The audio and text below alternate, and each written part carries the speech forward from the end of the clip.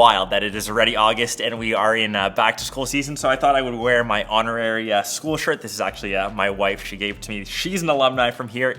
I actually went to a school that is similar colors, but in Canada, definitely not as expensive either. But this is some of the best tech that you can bring for your back to school season. I kind of made it around a bag, which I honestly remember carrying myself a couple years ago, many years ago. I'm getting old. But the pack that I want to showcase has been on the channel also for years because I really swear by it. They actually came out with a brand new version. So this is the new Air SF X Pack collection. They also have a new City line that you can check out. So things have slightly changed from their previous gen. Some materials have been different, but overall their ethos is the same. It is pretty much unbranded. It's made of ballistic nylon. It is bulletproof. If you get this bag, trust me, I kind of swear by it. So many of you have bought it over the years and actually sent me messages saying that they love it. Trust me, if there's one thing that you can believe from any of my episodes, this bag is like the best for back to school. So a couple of reasons why. So first off, it has this front loading zipper. It's funny because I use it every day here in my studio. I bring my lunch to school, which hasn't really changed from when I was a student. I've got some Domino's pizza, some leftovers. I stick that in the front pouch. You can also stick like other things like gym material, smaller little notebooks, speakers, jam those all into the front and they're easy to access. Since I used to go to the gym a lot when I was in school, still kind of keep up that tradition. It also has this little bottom place. I typically fit my gym shoes in here, all the stinky stuff that you don't want to put in the same compartment. Obviously these orange Jordans wouldn't be my gym shoes, but just showing them off as I have them here in studio. And even though they are high top, they still fit, and you can see inside that they have that little separate compartment. So now your stinky shoes are not getting with the rest of your stuff on the inside with that little orange lining in between. You still have room for your lunch, and the best part for all of your actual school gear like your laptops, it has separate compartments up top here. You can see right there pretty much the only other branding. So Air, they're designed in San Francisco. This, like I said, is the X Pack line, which I really like because if you can't tell, orange is my favorite color. It still has more than enough room to slot your laptop, your textbooks. Even if you have a 15-inch laptop, that still fits with room to spare. Pretty much all your gear is secure in one place. They've got nice padding on the back, some nice vents. If you are starting school, it's still pretty hot where I am. You will be sweating, carrying all the stuff around. It is comfy, easy to carry around, and you don't need to worry about this thing getting dinged up because it is made out of such good materials. You just need to give it a wipe if it gets dirty. It is durable. Trust me, if you get this bag, you will not regret it over your 4 years, 5, even into your master's. So I mentioned onto the actual tech. So I've got two different laptop sizes here. So either a 15 or a 13 inch. So this is obviously like personal preference. I still would recommend a 13-inch laptop, but if you like the extra size, if maybe you're in a dorm room and don't want to get an external monitor, you could justify getting a larger size. But since this is more of like a budget episode, you might get initially deceived by this, but this is the M3 MacBook Air. You can also go for an M2. Honestly, whichever one you get a better deal with is probably the better one to save a little bit more money. Anything within like M series silicon, like M1 is getting a bit old. It still holds up, but like I said, M2, M3, try to stay away from M4. Any of like the new tech, you'll obviously pay more for.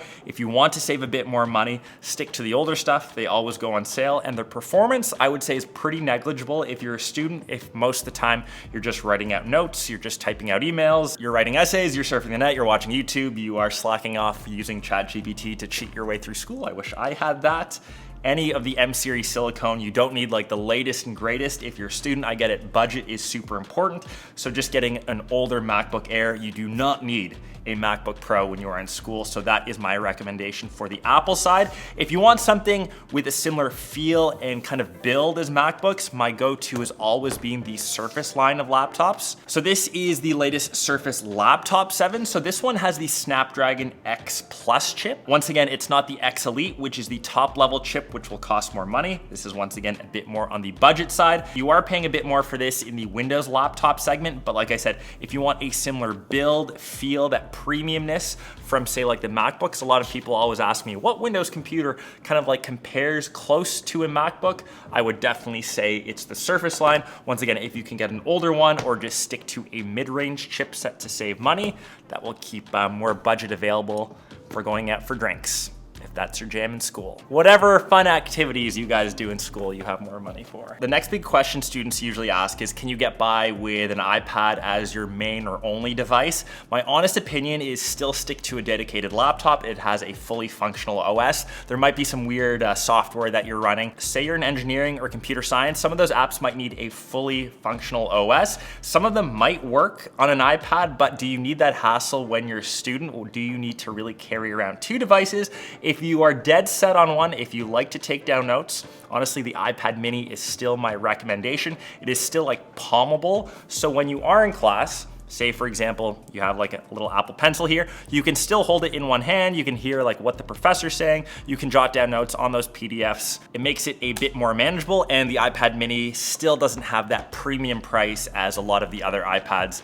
Don't get the iPad Pro, don't get the iPad Air, stick with a mini. It's been my personal favorite one, and especially for a student, I think it's the best option to go for. So smartphones, I'm gonna once again age myself, but keep it on budget. This is the iPhone SE, technically the 3rd gen. So this came out a couple years ago, but the SE was always my favorite line when I was in school. I just didn't have the money to spend on the latest and greatest. Once again, do not get the iPhone 16 Pro Max, $1,500, $2,000. You do not need that. If you need an iOS experience, stick with an older iPhone. You can get something like this. Even the iPhone like 16e, still think it's pricey for what you're paying for, but you can get by. There are so many great mid-range options in the Android space. This is around like that $400 to $500 mark. This is the Poco F7. I know the Pixel 9a is great value. We're about to get the announcement of the Pixel 10 shortly. Just get something mid-range. Once again, you don't need to spend $1,000+ for smartphones. You can get by totally fine with something mid-range or something a bit older. So moving on to headphones, earbuds, if you could go for only one pair as a student, my recommendation once again is to get like actual earbuds versus like over the ears. They're just way more versatile. So these are the AirPods 4. They are $129. You can also get the ANC versions for like $179.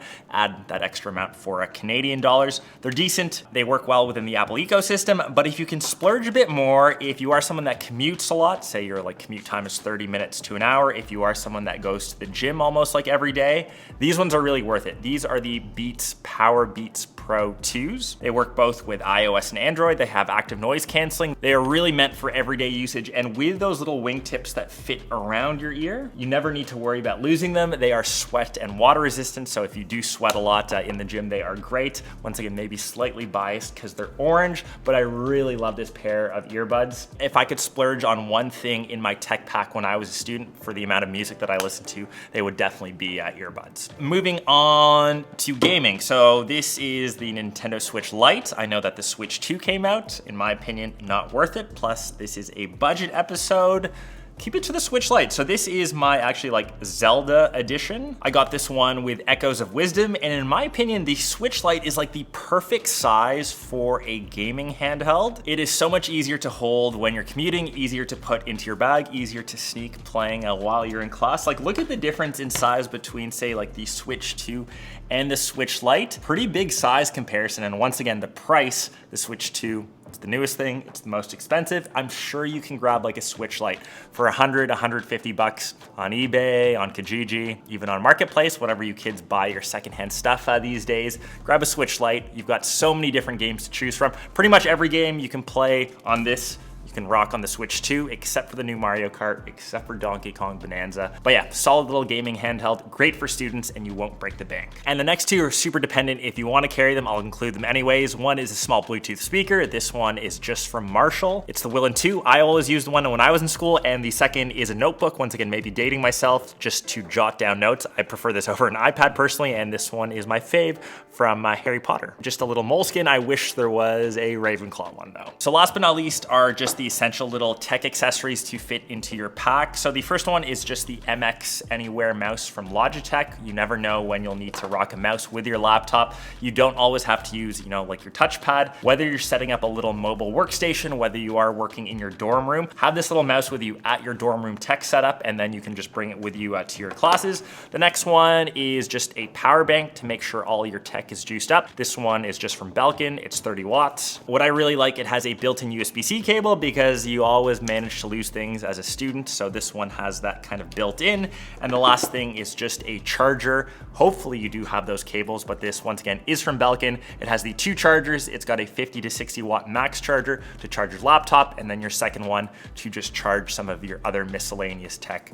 10 to 15 bucks on Amazon. That is my budget back to school tech episode. So I hope you guys enjoyed this one. If you are heading back to school, let me know some other vitals that you might need in the comments. I'm pretty sure that I covered everything. Wishing everyone the best in your first semester back, whether you're returning, whether this is your first year, whether you're an oldie like myself and want to revisit some education.